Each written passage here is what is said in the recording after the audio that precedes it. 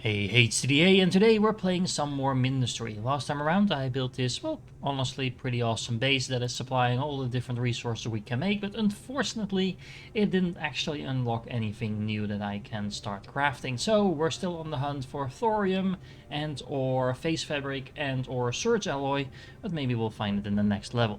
Now the real question is, what level are we actually going to play, and I'm just gonna pick one at random. Let's go for the one that is actually next to one we already have unlocked. That should make sure that this one is again safe.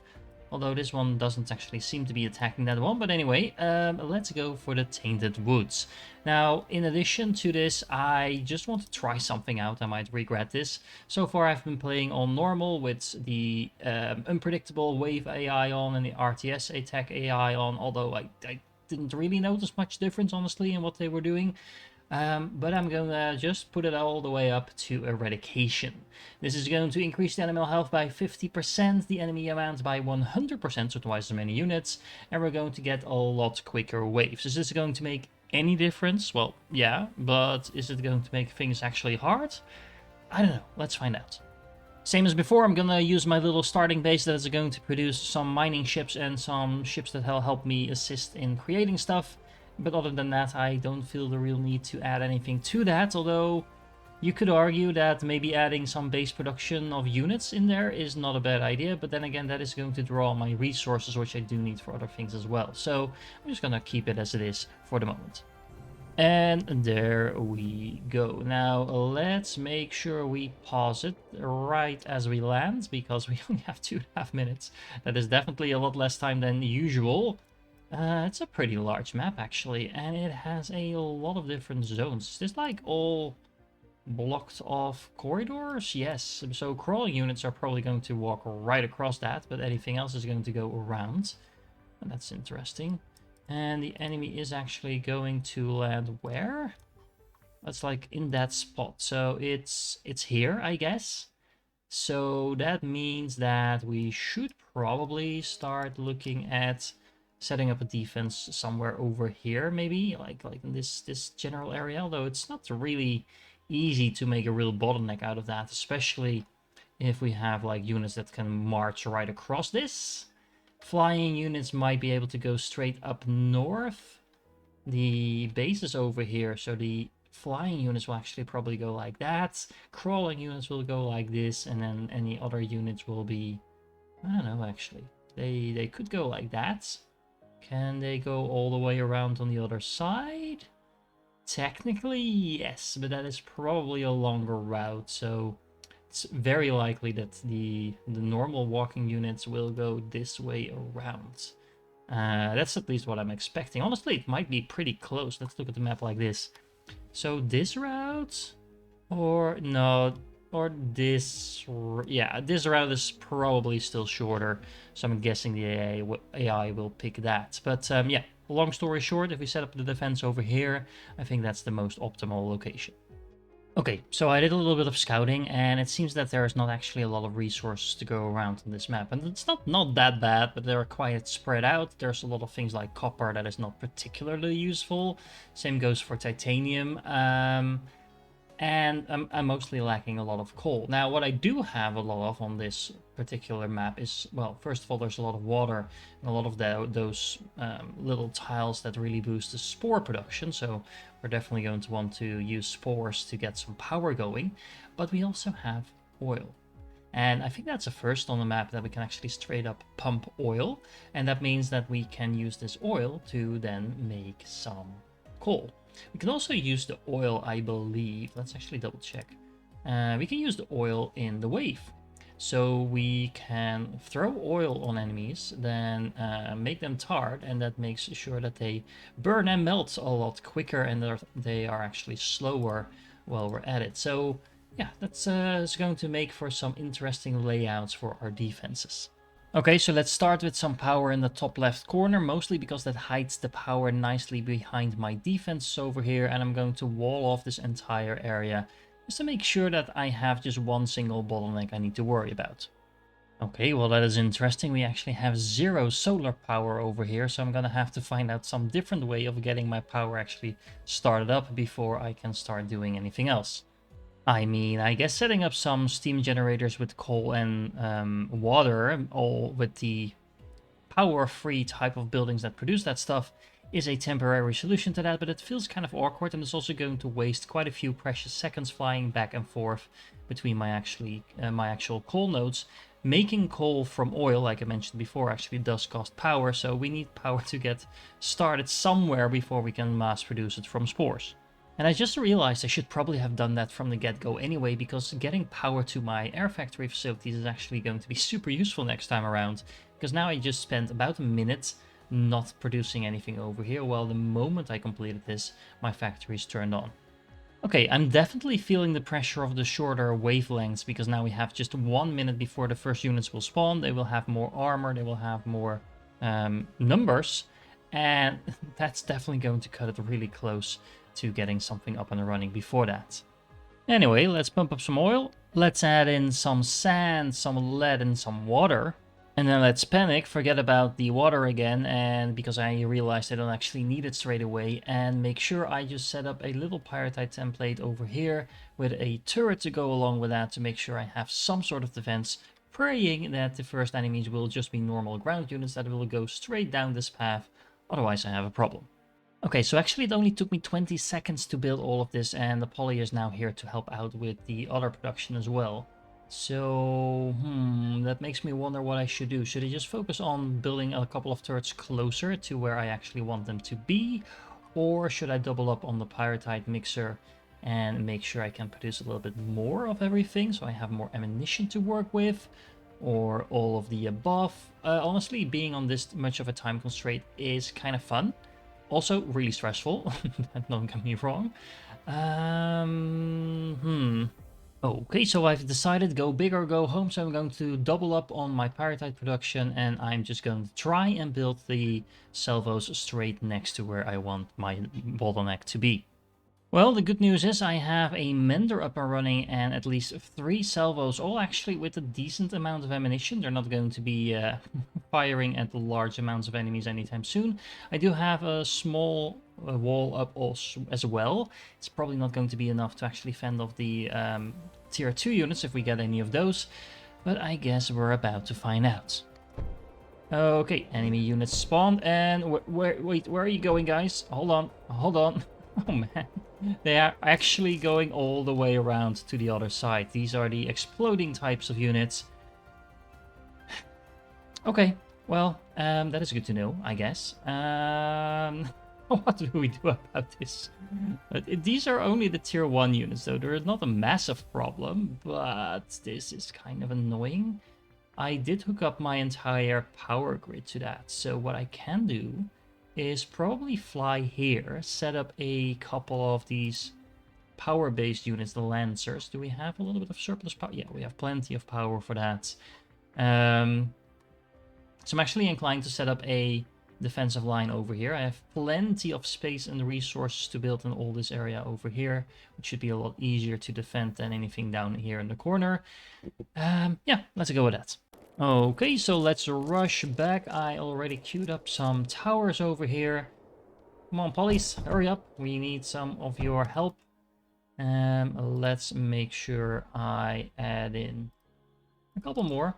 I'm actually going to do it a little bit more horizontally. That makes a bit more sense, I think. Let's pause. So can we boost these with water? Yes, we can. So I'm also going to set up that. Might as well just do it properly from the get-go because, you know, why not? That seems to be my motto for this entire game. Why not? Anyway, there we go. And then hopefully by the time they arrive, they're actually a little bit slower than I thought. There you are. Well, honestly, we can add some more to this. No, not like that. We do want to keep it nice and neat and pretty. And with some of these there as well. I should definitely be copying this rather than trying to do it manually. But, oh, hell, the next wave is already coming in 40 seconds. That's quick. Anyway, not a problem whatsoever. Although, well, I say that, and then that happened. Okay, anyway, that's one wave down. So let's solve the whole rushing problem for the foreseeable future by adding in a couple of These walls, these are just copper walls. They can be rebuilt very easily. They're just here to stop the enemy from actually just rushing past my defenses and blowing anything up. There we go. I do think that between these turrets that I have set up over here and everything else, I do want some batteries actually, because I have no way of stocking up on any energy. I completely forget what the batteries are. There you go. Should I be building those here? Probably not. Let's stick them in a corner. Oh, not in the corner actually. I do want to make sure that they don't get blown up. But yeah. Let's not put them right next to my turrets though. There we go. So that should take care of that. Now in another 4 seconds, we will actually get a new wave already. If these are air units, I'm gonna be very angry. Okay, these are normal units, and they do actually seem to be going straight for my base. I do need to add in some of those wave towers, obviously, because these things are going to light everything on fire really quickly. So here are a couple of waves just to make sure I have some damage control once a fire starts breaking out. And then I have a boatload of swarmers to make sure I have anti-air and anti-ground defense, along with salvos, as well as a couple of ripples to really make sure we take out large units of, large groups, I should say, of ground units. And because we have double the amount of units per wave, I'm just guessing that the ripples will be a lot more effective than they used to be. Now, I also want to make sure I keep boosting everything I can with water, because you know water is pretty much free almost. And then I should probably move this away, make sure I replace this one, or replace this one I should say, with a proper pump to make sure I can boost everything at the same time. Same thing over there. And then I do think we have a pretty solid base defense to start with. Okay, just to make sure I'm just adding in a couple of lancers as well, because they have the pierce going on, and I really like those, like these angled attacks in case things are trying to go through here. That's nice and all, but I'm still kind of worried about an air attack flying over or straight through here, especially in going towards my main base. So that's why I'm going to be producing some metaglass over here, just like before. There's some lead over here, and I'm running a belt all the way to my foundation. By doing that, I will make sure that I have all the metaglass I'm ever going to need. And this is the main area where I want to set up my air defense anyway. I can do that, I think, with scatters. That's one way of doing it if I want to be a little bit cheap.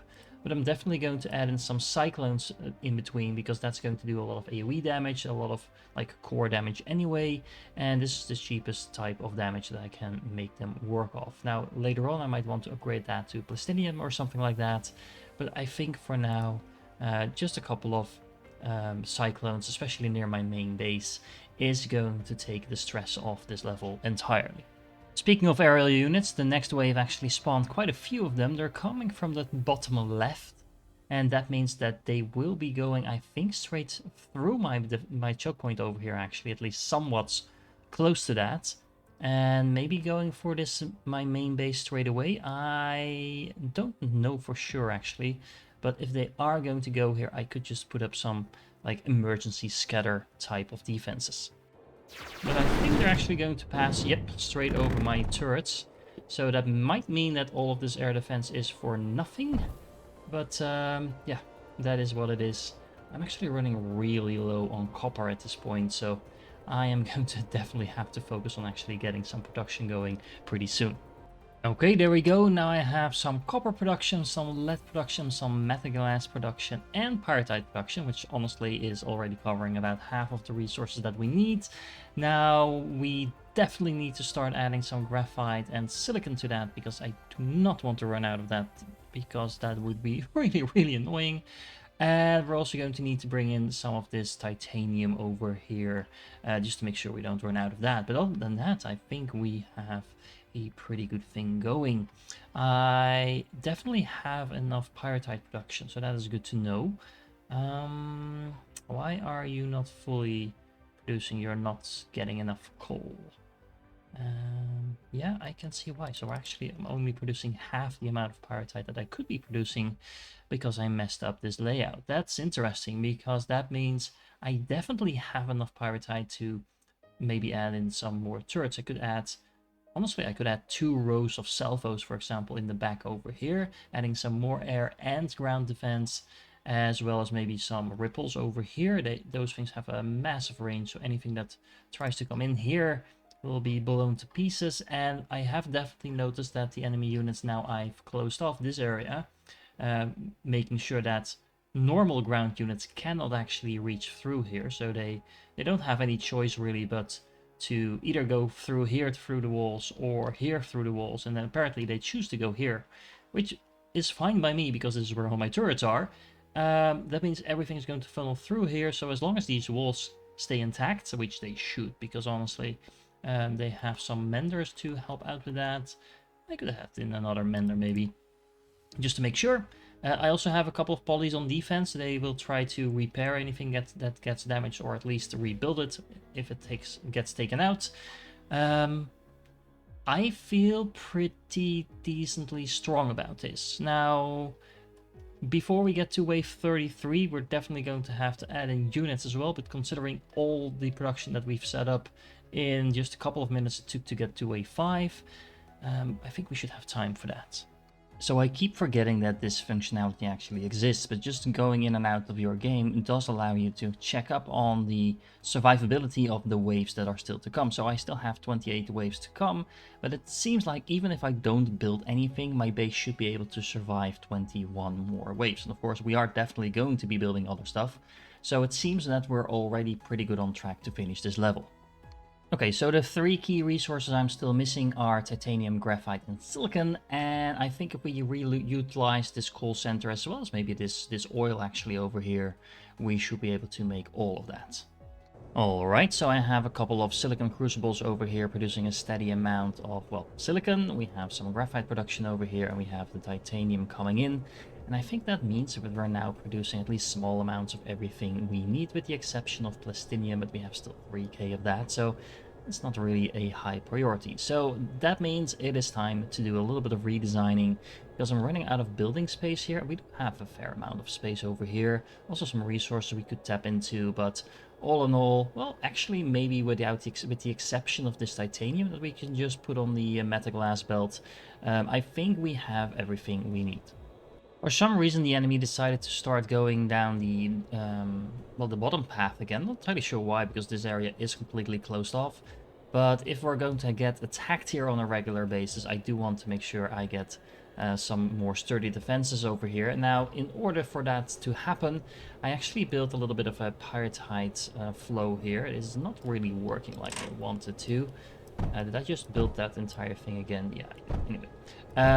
There we go. So this can stream through. The only reason that this looks like it's clogged is because it was backed up with the coal for a moment. There's still a little bit more coal on there than I think we strictly need. So we could actually add maybe in a third one.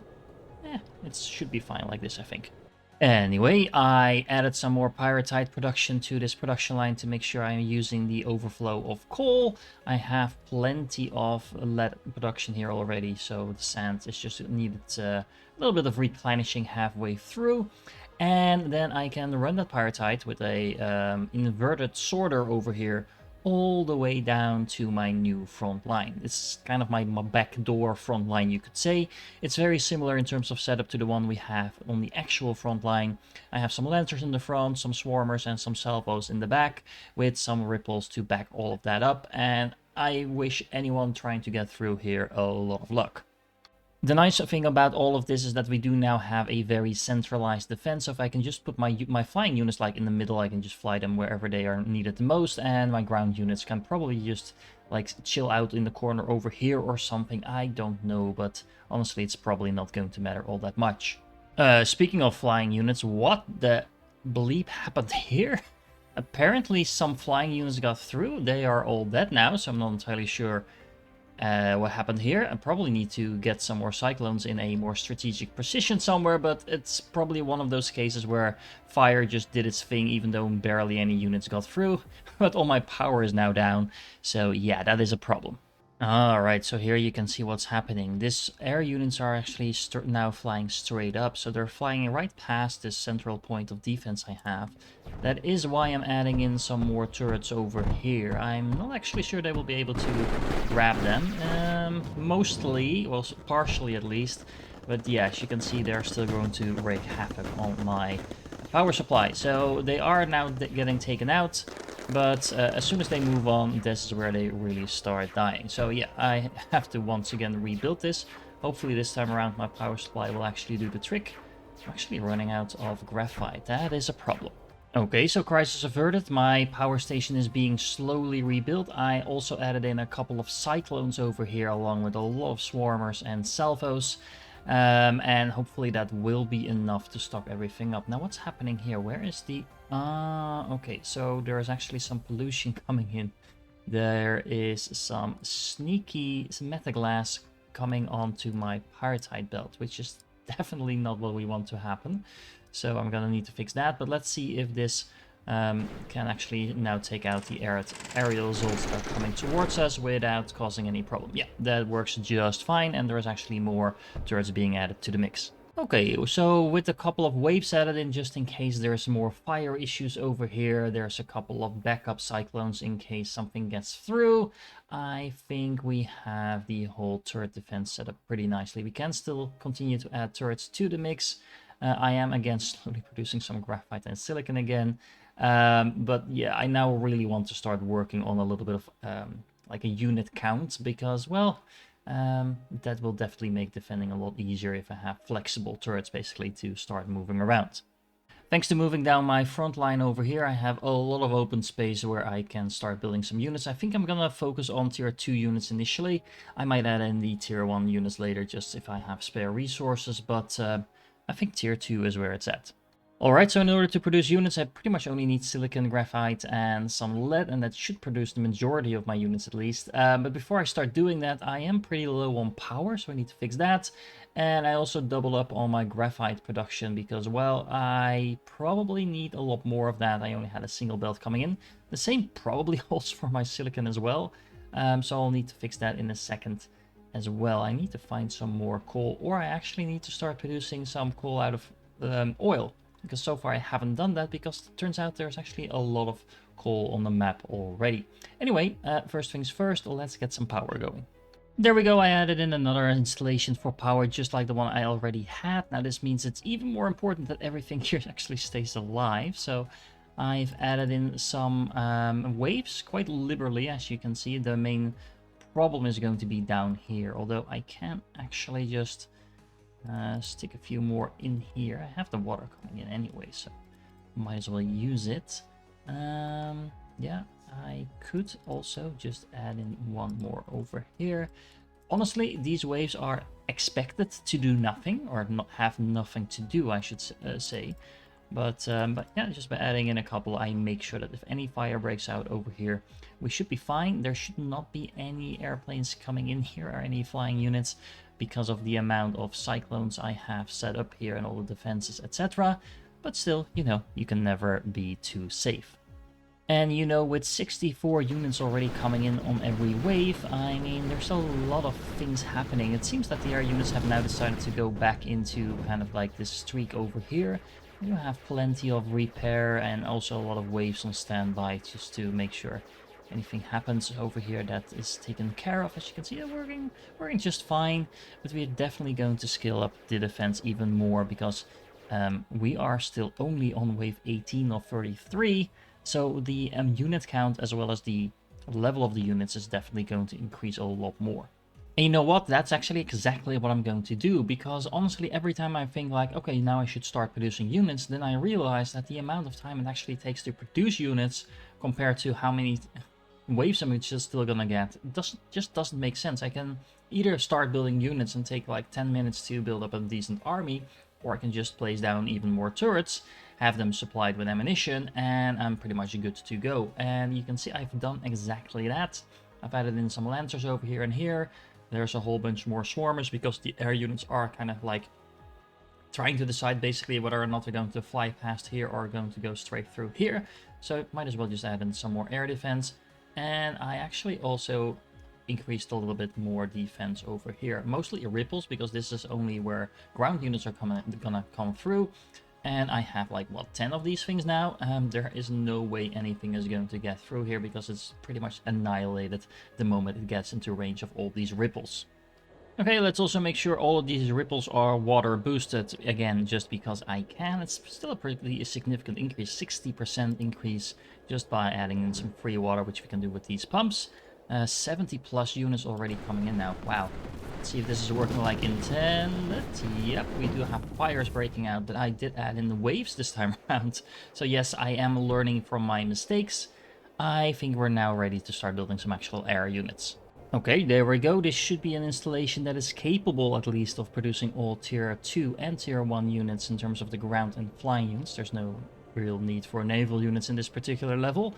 But honestly, by the time that I've amassed a sizable army, the level is going to be over. So, nonetheless, it is a very nice thing to have. I also built a couple of ripples over here because I noticed that the enemy kept going downstairs here.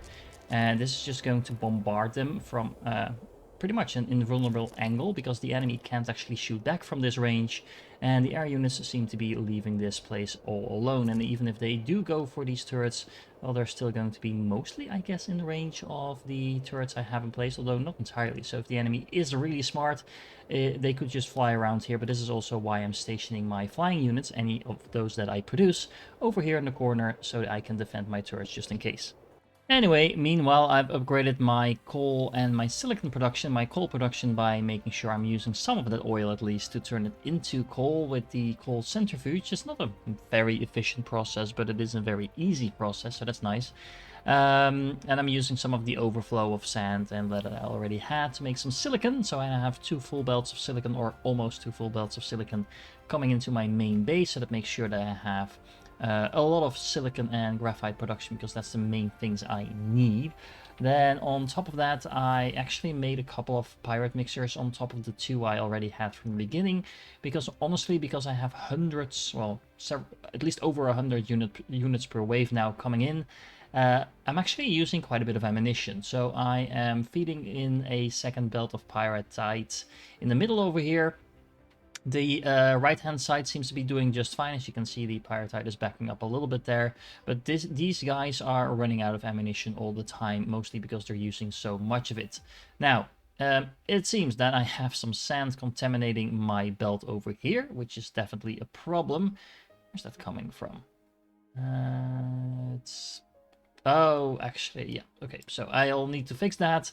But at least then I should have a very, very solid defense. All the production in the world I need. The only thing I'm actually not producing yet is plastinium.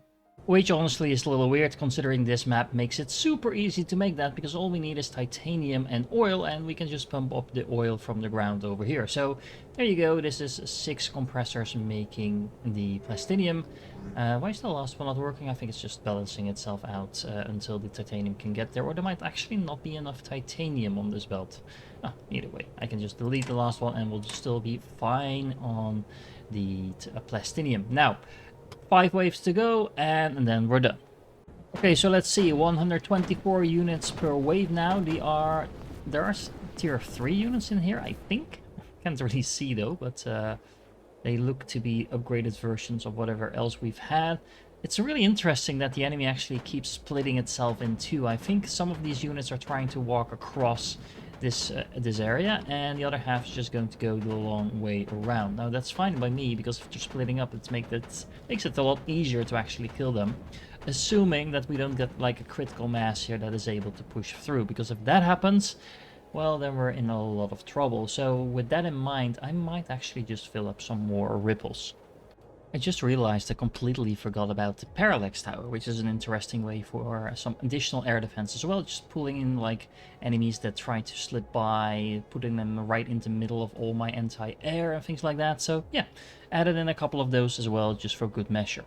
Speaking of things I kind of forgot about, the differential generator that we've had unlocked for quite a while now actually works on pyridite and cryofluid. Cryofluid is pretty easy to make, we just need some titanium and water, and pyridite is something we are currently mass producing as well in pretty much every level I've played. So making power in this way is also super easy. Now of course on this particular map we have the spores that are extremely easy to produce, but I should definitely not forget about this type of power because I want pyritite for all my defenses anyway, so I might as well add in some cryo fluid while we're at it. So I'm actually doing exactly that. The problem is that I'm actually on the last wave. Well, it's not really a problem, but we are on the last wave. We have 144 enemies incoming, so let's unpause and see what happens. They have some sort of shielding actually, which is kind of cool, I have to admit. Where are you guys going? Hold on. I do have my anti-air defense going now as well. I did not expect this last wave of air units to take a completely different route from all the other routes so far. Luckily, I do have some anti-air defense here as well. Where are you going there? That's literally the first time that I've done that, but okay, it works. That means that just in case I need to replay this level at some point again, I am going to be building some anti-air in the middle over here. Just probably some very basic anti-air. We do have pyritite here anyway, just so that never happens again. There we go, some additional anti-air defense as well as some cryogen-based power just in case I ever need to do something else in this level. I am now sitting on a steady 6k surplus of power. Maybe a little bit overkill, but you know, there's no such thing as too much power, I guess. I keep running into this strange issue where my flying units just decide that they're going to fly somewhere else. I'm not entirely sure why that is, but it's a little annoying, I have to admit. There we go. Let's put all of these into repair mode and like some of them in rebuild mode. And I think that is it for this level. It's honestly a little bit weird that we had so many unlocks in just a few levels and then there's no unlocks for several levels after that. That might be due to the order in which I'm playing them, but because there's no prescribed order in which to play them, I can't say I'm really doing anything wrong. It doesn't feel like I'm doing anything wrong, but it is a little bit weird in terms of pacing. That all being said, our little spaghetti base over here is doing its job just fine defending, and I just did complete my first level, I think, ever on eradication difficulty, including like the smart enemy waves, AI, and things like that. So, as far as I know, I think this is pretty much the highest difficulty we can play at. I have to admit, it didn't feel that much different from before. It's mostly like scrambling in the beginning to set up your defenses, but after that, well, I would probably have used the exact same build order if I was playing on a lower level difficulty. That might just be because it's a fairly optimized play order, so makes sense to use that whatever you're doing, but still, it's at least very feasible to play on a higher difficulty for sure. Either way, I hope you enjoyed this one. If you're still here, you are awesome, and I do hope to catch you in the next one.